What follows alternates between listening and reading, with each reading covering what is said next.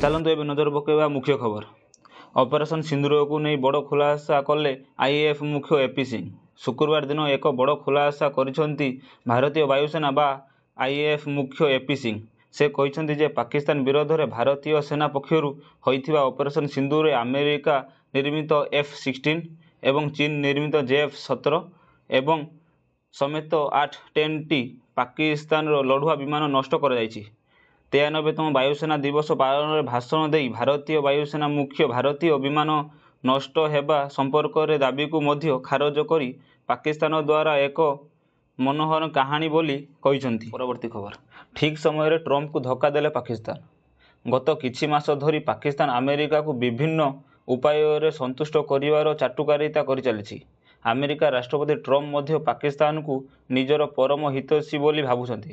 କିନ୍ତୁ ଏବେ ପୁଣି ପାକିସ୍ତାନ ନିଜର ଅସଲି ଚରିତ୍ର ଦେଖାଇଛି। ଟ୍ରମ୍ପଙ୍କ 20 ସୂତ୍ରୀ ଗାଜା ଶାନ୍ତି ପ୍ରସ୍ତାବକୁ ପାକିସ୍ତାନ ବିରୋଧ କରିଛି। ପାକିସ୍ତାନ ଏହି ଶାନ୍ତି ପ୍ରସ୍ତାବକୁ ବୁଲ୍ ପ୍ରିଣ୍ଟ ପାକିସ୍ତାନ ମୁସଲିମ ଦେଶମାନଙ୍କ ଦ୍ୱାରା ଉପସ୍ଥାପିତ ଡ୍ରାଫ୍ଟ ଯୋଜନାଠାରୁ ଭିନ୍ନ ବୋଲି ବର୍ଣ୍ଣନା କରିଛି। ପରବର୍ତ୍ତୀ ଖବର। ଭାରତ କାହା ଆଗରେ ମୁଣ୍ଡ ନୁଆଁଇବ ନାହିଁ ଟ୍ରମ୍ପଙ୍କ ଉଦ୍ଦେଶ୍ୟରେ କହିଲେ ରୁଷ ରାଷ୍ଟ୍ରପତି ଭ୍ଲାଦିମିର ପୁଟିନ। ଗୁରୁବାର ଆମେରିକାକୁ ଟାର୍ଗେଟ କରିଛନ୍ତି ରୁଷ ରାଷ୍ଟ୍ରପତି ଭ୍ଲାଦିମିର ପୁଟିନ। ସେ କହିଛନ୍ତି କି ଆମେରିକା ଭାରତ ଏବଂ ଚୀନକୁ ରୁଷର ଶକ୍ତି ସମ୍ପର୍କରେ ସମାପ୍ତ କରିବାକୁ ଚାପ ପକାଇବାକୁ ଚାହୁଁଛନ୍ତି, କିନ୍ତୁ ଏପରି ପଦକ୍ଷେପ ଓଲଟା ପ୍ରଭାବ ପକାଇପାରେ। ପୁଟିନ ଚେତାବନୀ ଦେଇଛନ୍ତି ଯେ ଯଦି ଆମେରିକା ରୁଷର ବାଣିଜ୍ୟିକ ଅଂଶୀଦାରମାନଙ୍କ ଉପରେ ଅଧିକ ଶୁଳ୍କ ଲଗାଏ ତେବେ ଏହା ବିଶ୍ୱସ୍ତରୀୟ ମୂଲ୍ୟ ବୃଦ୍ଧି କରିବ। ପୁଟିନ ଆମେରିକା ଦୋମୁହାଁ ନୀତି ଉପରେ ମଧ୍ୟ ପ୍ରଶ୍ନ ଉଠାଇଛନ୍ତି। ସେ କହିଛନ୍ତି ଯେ ଆମେରିକା ନିଜେ ରୁଷରୁ ୟୁରାନିୟମ୍ କିଣେ, କିନ୍ତୁ ଅନ୍ୟ ଦେଶମାନଙ୍କୁ ରୁଷ ଶକ୍ତିରୁ ଦୂରେଇ ରହିବାକୁ କହୁଛି। ପରବର୍ତ୍ତୀ ଖବର। ମାଙ୍କ ମୂର୍ତ୍ତି ବିସର୍ଜନ ସମୟରେ ବୁଡ଼ିଗଲେ 11 ଜଣ ଯୁବକ। 2 ଜଣଙ୍କ ମୃତ୍ୟୁ ହୋଇଥିବା ବେଳେ ମିଳୁନାହିଁ ଅନ୍ୟମାନଙ୍କ ପତ୍ତା।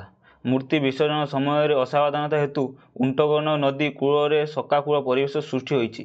ଗଭୀର ଜଳରେ ପ୍ରାୟ 11 ଜଣ ଯୁବକ ବୁଡ଼ି ଯାଇଥିବା ବେଳେ 2 ଜଣଙ୍କ ମୃତଦେହ ଉଦ୍ଧାର ହୋଇଛି।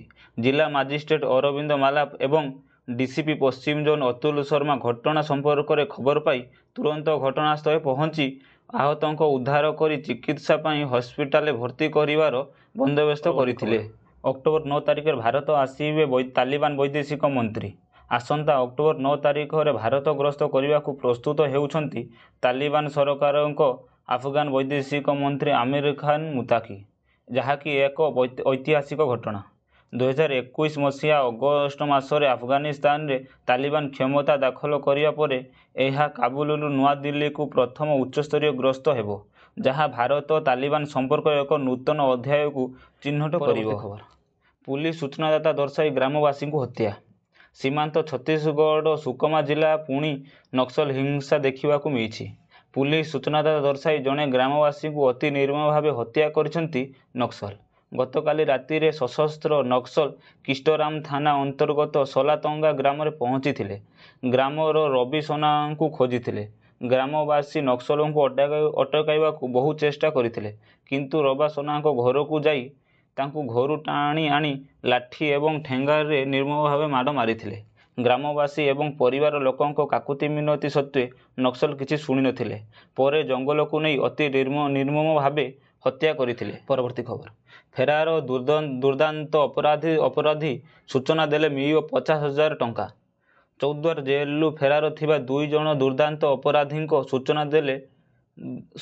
ସୂଚନାଦାତାଙ୍କୁ 50,000 ଟଙ୍କା ପୁରସ୍କାର ମିଳିବ। କମିଶନରେଟ୍ ପୁଲିସ ପକ୍ଷରୁ ଏହି ସୂଚନା ଦିଆଯାଇଛି। କଟକ ଡିସିପି ସାମାଜିକ ଗଣମାଧ୍ୟମ ଏକ୍ସ ମାଧ୍ୟମରେ ଏହି ସୂଚନା ଦେଇଛନ୍ତି। ଏଥିସହିତ ପୁଲିସ ପକ୍ଷରୁ କୁହାଯାଇଛି ଯେ ସୂଚନାଦାତାଙ୍କର ପରିଚୟ ଗୁପ୍ତ ରଖାଯାଇପାରିବ। ପରବର୍ତ୍ତୀ ଖବର। ଲଘୁଚାପ ବର୍ଷାରେ ଭୁଶୁଡ଼ିଲା ଘର। ଅଳ୍ପକେ ବର୍ତ୍ତିଲେ ପରିବାରର 5 ଜଣ ସଦସ୍ୟ। ପ୍ରିୟଙ୍କାଙ୍କ ସହିତ ଅକ୍ଷୟ କୁମାର ନାୟକଙ୍କ ଘର କାନ୍ଥ ମଧ୍ୟ ଭୁଶୁଡ଼ି ଯାଇଛି। ସେହି ସମୟରେ ଘରର କାନ୍ଥ ସମେତ ଏଜବେଷ୍ଟର ଭାଙ୍ଗି ପଡ଼ିଯାଇଛି। ପ୍ରିୟଙ୍କାଙ୍କ ସହିତ ସ୍ୱାମୀ ପିଙ୍କୁ ନାୟକ, ଶାଶୁ ଏବଂ ନିଜର 2 ପିଲାମାନଙ୍କୁ ଧରି ଶୋଇଥିବା ସମୟରେ ଘରଟି ଭୁଶୁଡ଼ିଥିବା ପ୍ରକାଶ କରିଛନ୍ତି।